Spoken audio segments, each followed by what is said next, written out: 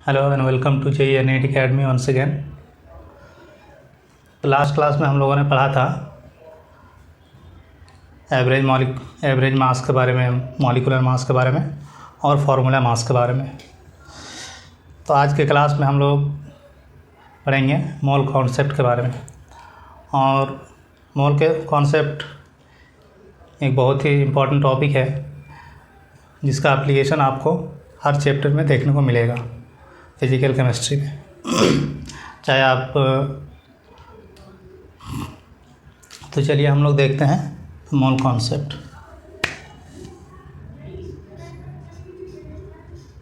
The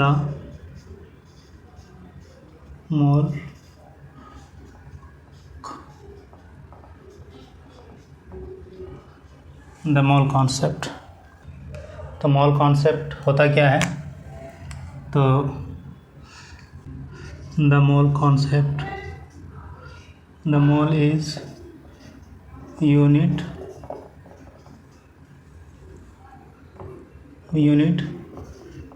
which is measure the amount of numbers of molecules। यानी जो मोल है वो आपका यूनिट है किस चीज़ का, उससे हम किसी भी चीज़ के अमाउंट को मेजर करते हैं, या फिर किसी भी जो सब्सटेंसेस हैं या फिर एलिमेंट है उसमें कितने मॉलिक्यूल्स हैं उसको हम मोल से मेज़र करते हैं। तो अब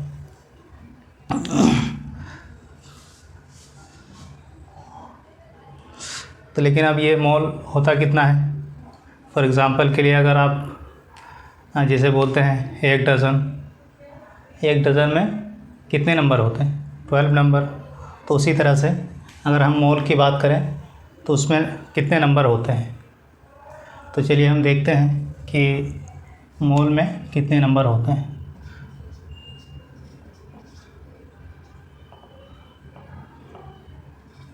मोल तो the number of molecule which is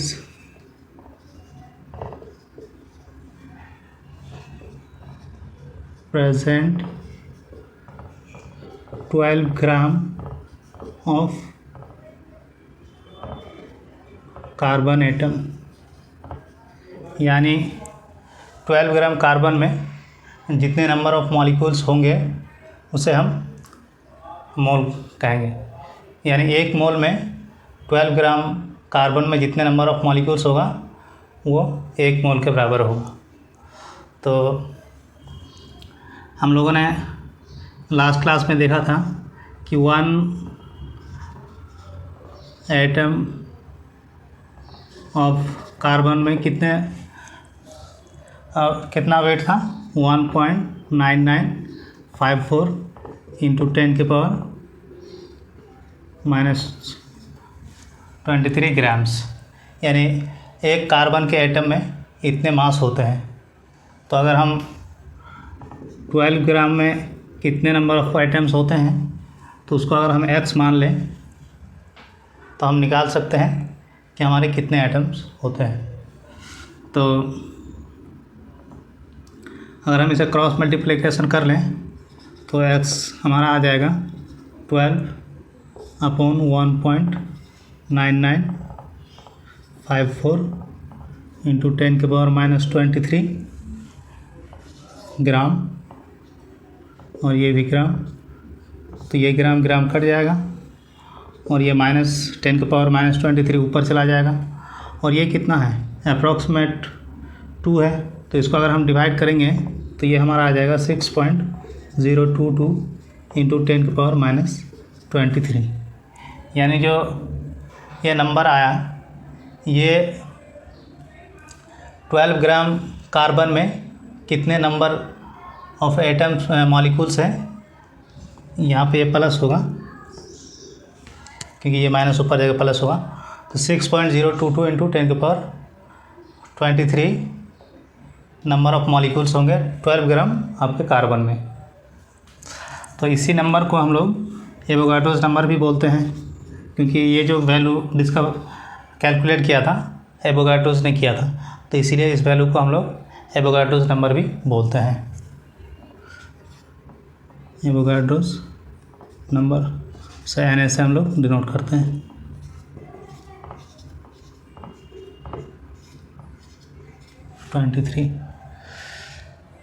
तो एक बार फिर से हम लोग इसको समझते हैं कि बिकॉज मोल कॉन्सेप्ट आपके लिए बहुत ही इम्पोर्टेंट टॉपिक है। तो मोल कॉन्सेप्ट है क्या? यानी मोल एक यूनिट है जिससे हम किसी भी एटम या फिर एटम के अमाउंट्स को मेज़र करते हैं, या फिर उसमें कितने नंबर ऑफ़ मॉलिक्यूल्स है उसको हम लोग मेज़र करते हैं। तो हम लोग 12 ग्राम कार्बन में कितने एटम्स होते हैं उसे 1 मोल कहते हैं। तो हम लोगों ने लास्ट क्लास में पढ़ा था कि 1 एटम ऑफ कार्बन में कितना वेट होता था, 1.9954 इंटू 10⁻⁻23 ग्राम। तो कार्बन अगर 12 ग्राम है तो उसमें कितने नंबर ऑफ़ एटम्स होंगे, तो उसको हम अगर निकालेंगे तो ये मेरा नंबर आ जाएगा 6.022 इंटू 10⁻23। तो ये नंबर एवोगाड्रोस ने डिस्कवर किया था, तो इसीलिए इस नंबर को हम लोग एवोगाड्रोस नंबर से भी जानते हैं। तो किसी भी आपके मॉलिक्यूल में यानी किसी भी एटम में, चाहे वो कार्बन एटम हो, हाइड्रोजन एटम हो, नाइट्रोजन एटम हो या कोई भी एटम हो, उसमें अगर वो 1 मोल है तो उसमें इतने नंबर ऑफ़ मॉलिक्यूल्स होंगे। तो अगर हम यहाँ पे लिखें तो ये हमारा 1 मोल 1 मोल ऑफ कार्बन में आपका 6.022 इंटू 10⁻23 ग्राम, सॉरी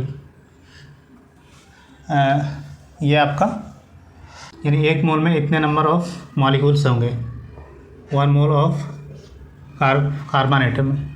अगर हम 1 मोल ऑफ हाइड्रोजन भी बोले तो भी इसमें हमारा इतना ही नंबर होगा 6.23 इंटू 10⁻23। अगर नाइट्रोजन के लिए बोले तो भी हमारा यही होगा। यानी किसी भी एटम के लिए अगर हम उसे देखें कि उसके 1 मोल में कितने नंबर ऑफ़ एटम होते हैं, मॉलिक्यूल होते हैं, तो 6.022 इंटू 10⁻23 इतने मॉलिक्यूल्स हर एटम में होते हैं। तो इसको आप लोग एक बार देख लीजिए, उसके बाद हम लोग आगे बढ़ते हैं।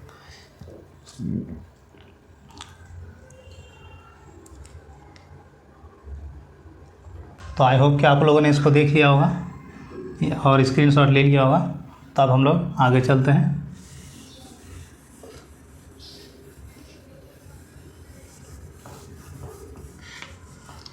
तो अब हमारे पास एक नंबर आ गया कि किसी भी मॉलिक्यूल में यानी किसी भी एटम में कितने नंबर ऑफ़ मॉलिक्यूल होते हैं।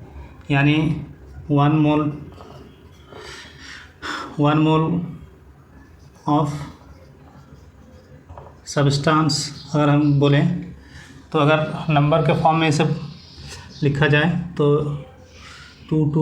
6.22 इंटू 10⁻23 ये किसी भी सब्सटेंस में अगर हम नंबर पूछें कि कितने नंबर ऑफ़ मॉलिक्यूल हैं तो ये होगा 6.022 इंटू 10⁻23। लेकिन अगर हम इसी चीज़ को तो ये जो नंबर है ये काफ़ी बड़ा नंबर है, तो इसको बार बार काउंट करना बड़ा मुश्किल काम होता है। तो इसके लिए हम इसी के इक्विवेलेंट एक और दूसरी चीज़ भी हम ले सकते हैं, जैसे मोलर मास या फिर मोलर मास है एटॉमिक मास। तो उसे कैसे लेते हैं, फॉर एग्ज़ाम्पल के लिए समझिए कि अगर हमारे पास आप लोगों ने कंचा देखा होगा जो स्फेरिकल शेप का होता है, बहुत छोटा छोटा सा, नहीं खेला होगा तो आप लोगों ने देखा ही होगा कभी ना कभी। तो अगर कोई कंपनी एक कंचा बनाती है और उसमें हर कंचे का जो है वेट होता है आपका 1 ग्राम, मान लीजिए एग्जैक्ट 1 ग्राम, ना तो 1 ग्राम से ज़्यादा और ना ही 1 ग्राम से कम। तो जब वो उसे सेल करता है तो उसे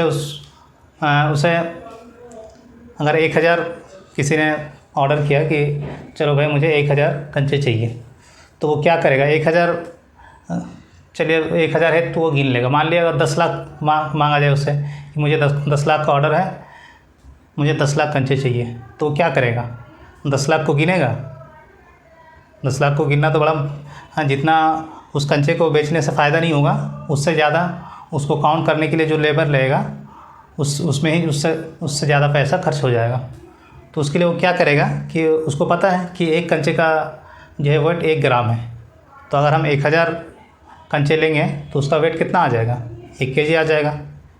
तो उसी तरह से अगर उसे 10,000 कंचे बेचने हैं या किसी को देने हैं तो क्या करेगा, 10,000 गिनेगा नहीं, वो 10,000 यानी 10 केजी मेज़र करके उसको दे देगा।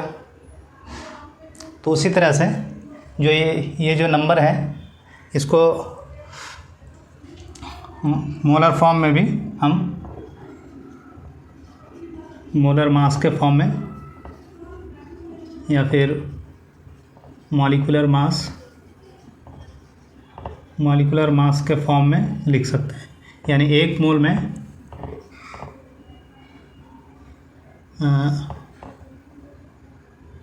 ग्राम, यानी 1 मोल में कितने ग्राम ये है आपका कोई भी सब्सटेंस है, वो इतना नंबर होगा। तो या तो हम इसको यूज़ करें या फिर आप इसको यूज़ करें, यानी ये नंबर के फॉर्म में है और ये आपका वेट के फॉर्म में है, यानी दोनों बराबर है। तो यानी अगर हम 12 ग्राम पर मोल कार्बन लिखें तो उसमें आपका इतने नंबर ऑफ मॉलिक्यूल्स हो जाएंगे। तो हम वेट के फॉर्म में देखें तो ये 12 ग्राम पर मोल हो जाएगा। अगर हम NaCl को लें, NaCl, तो उसका नंबर इतना हो जाएगा। अगर वेट के फॉर्म में देखें तो उसका वेट के फॉर्म में हो जाएगा आपका 35 एंड 23 58.5 ग्राम पर मोल हो जाएगा। या फिर अगर हम HCl लें तो ये नंबर उतना ही हो जाएगा। और अगर इसको वेट के फॉर्म में लिखें तो हमारा हो जाएगा 18.5 ग्राम पर मोल। तो इसे हम ऐसे भी रिप्रेजेंट कर सकते हैं। अगर हमें मोल पूछा जाए कि अगर हमें मोल कैसे निकालना है, तो उसके लिए आपको ये फॉर्मूला कि गिवन जो मास होगा अपॉन मोलर मास, इससे आप मोल निकाल सकते हैं किसी भी चीज़ का। फॉर एग्ज़ाम्पल के लिए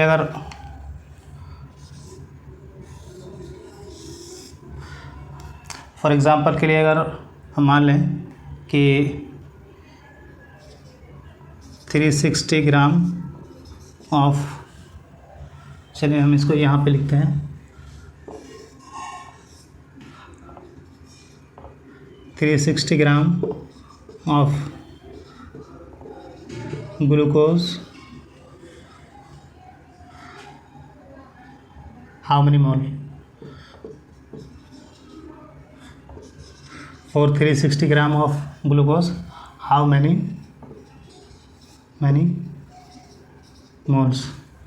तो इसको हम कैसे निकाल सकते हैं, हमारा ये गिवन दिया हुआ है, गिवन मास दिया हुआ 360 ग्राम और ग्लूकोज का मॉलिक्यूलर मास तो आप सबको पता ही होगा मेरे ख्याल से। ग्लूकोज का जो फार्मूला था C6H12 और O6, यानी इनका 180 ग्राम पर मोल ये आपका मॉलिक्यूलर वेट हो जाएगा। तो अगर हम मोल निकालना चाहें तो क्या हो जाएगा, 360 ग्राम अपॉन 180 ग्राम पर मोल। तो ये ग्राम ग्राम कट जाएगा आपका और ये इससे 2 बार में कट जाएगा, यानी 2 मोल आपका आ जाएगा। तो आई होप कि ये चीज़ें आपको समझ में आई होगी। तो आज की क्लास यहीं तक रहने देते हैं। अगली क्लास में हम इसके ऊपर जो न्यूमेरिकल होंगे उसे हम देखेंगे। तो thank you so much for watching this video. अगर आप आई होप कि आपको ये वीडियो पसंद आया होगा, तो आप प्लीज़ इस वीडियो को लाइक करें और अपने दोस्तों तक शेयर ज़रूर करें और चैनल को सब्सक्राइब करें। जय हिंद, जय भारत।